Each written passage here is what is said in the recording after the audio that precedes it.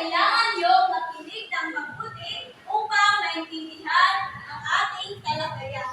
Maaari ba natin gawing kasunduan ang inyong mga kasagutan, mga bata? Oo! Maaasahan mo ba ito hanggang sa katapusan ng ating talakayan? Oo! At yan ang aking aasahan. Pakibasa lahat ng ating kasunduan, mga bata. Makinig ng mabuti. Itaas ang kamay kung gustong sumagot. Okay, maraming salamat mga bata. Ngayon ay dadako naman tayo sa ating unang aktibidad. Ngayon ay pansinin niyo dito sa harap ay may mga kalahating hugis. Nakita niyo ba ito? Oo! Okay, ang gusto kong gawin ninyo ay inyo itong iugnay sa kalahating parehong hugis upang mabuo ninyo ang isang pangusap o parinala. Naintindihan niyo ba mga bata? Opo! Okay, sinong gusto? Teacher! Roslyn. Teacher. Charmaine. Teacher. Chelsea and Cynthia.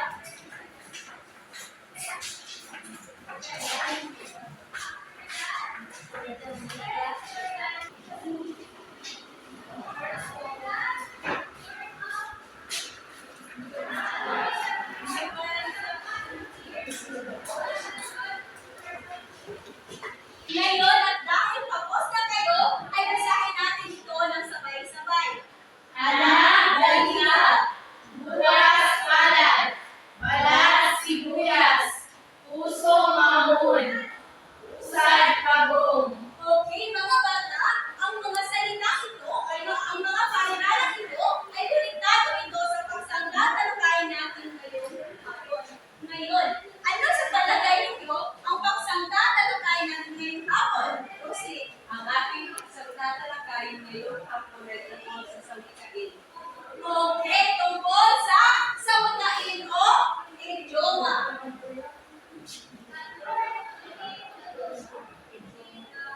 Makibasa lahat mga bata? Idioma.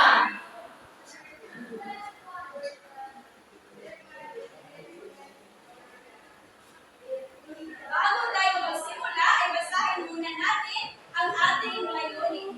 Sa pagtatapos ng aralin, ang mga mag-aaral ay inaasahang pakibasa lahat. Maunawaan ang mahulugan ng idioma. Maipapakita ang palabas sa iba't na idioma. Pamilya ang kahulugan ng idioma at paggamit sa pangusap. Okay, maraming salamat mga bata.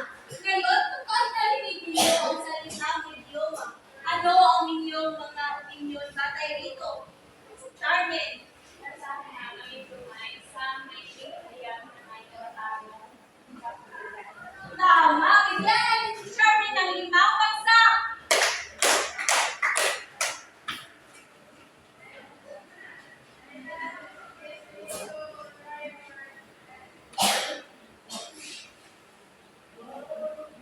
Ang idioma mga bata, ito ay may tulirang pagbibigay, kahulugan, at pagpapakita ng kaisipan o kaugalingan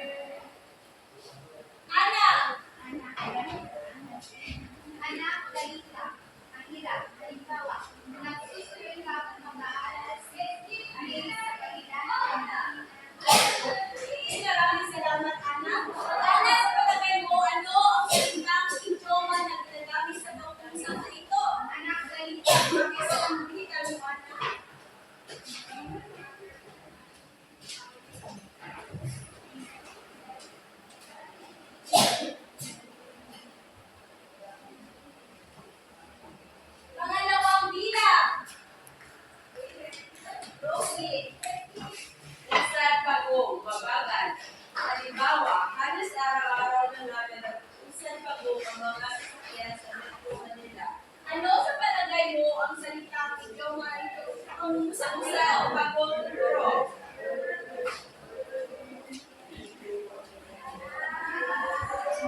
Sa pangatlong bilang, kakuda. Bukas palad, mapagbigay, halimbawa, sinitan ay bukas palad sa mga taong nangangailangan. Ano ang idiomang ginagamit sa pangungusap na ito? Bukas palad, guro.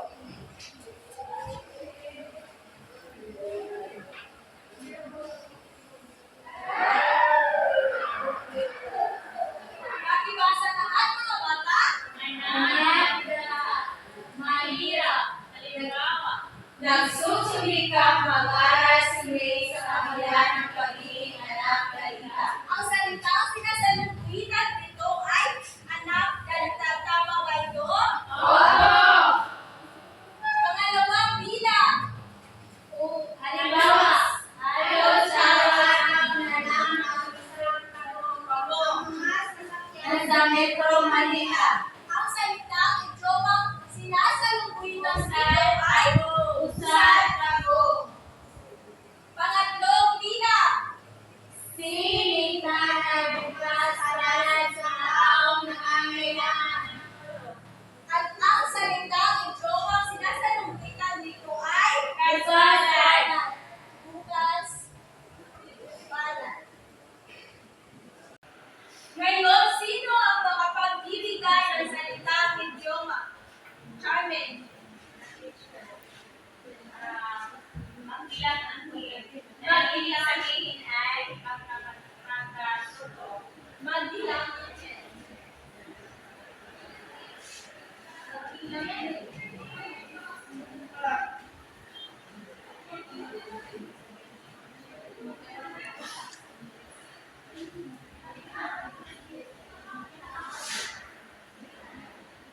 Ngayon, sino naman ang makapagbibigay ng salitang gamit ang pagbilang ng idioma?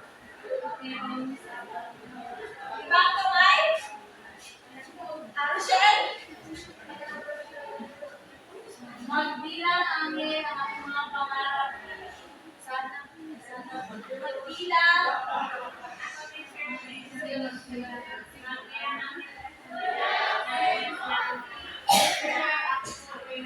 Magbilang ulit. Aking mga pangarap. Magbilang ulit. Sana. Sana aking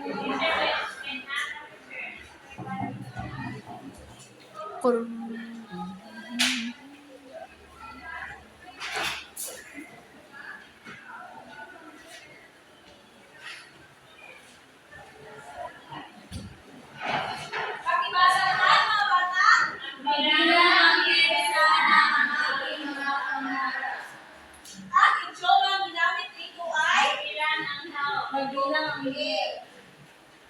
ngayon mga bata, naiintindihan niyo ba ang paksang tinatalakay natin ngayong hapon? May mga katanungan ba kayo? Wala po. Klarifikasyon. Wala po. At dahil wala na kayong mga katanungan, ako ang magtatanong sa inyo. Ngayon mga bata, ano ang idioma? Carmen.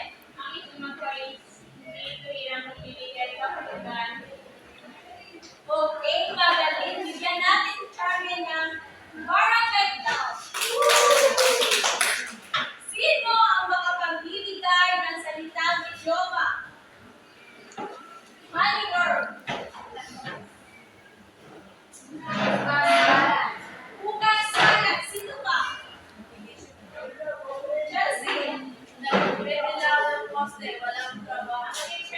Magaling. Sino pa? Okay, mahusay. Ang lahat ng inyong kasagutan ay tama. Bigyan ninyo ng masigawang palakpakan ng inyong mga sarili. Ang paano ninyo napapahalagan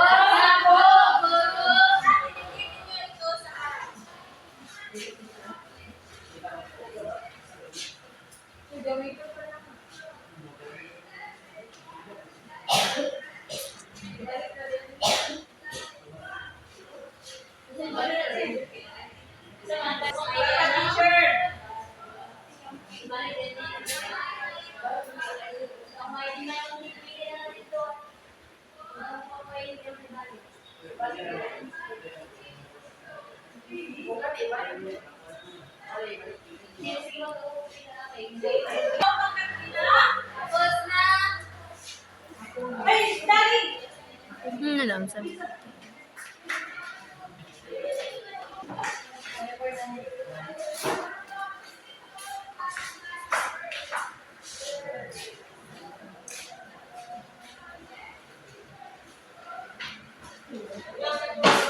Sa unang pangkat, sino ang inyong representative?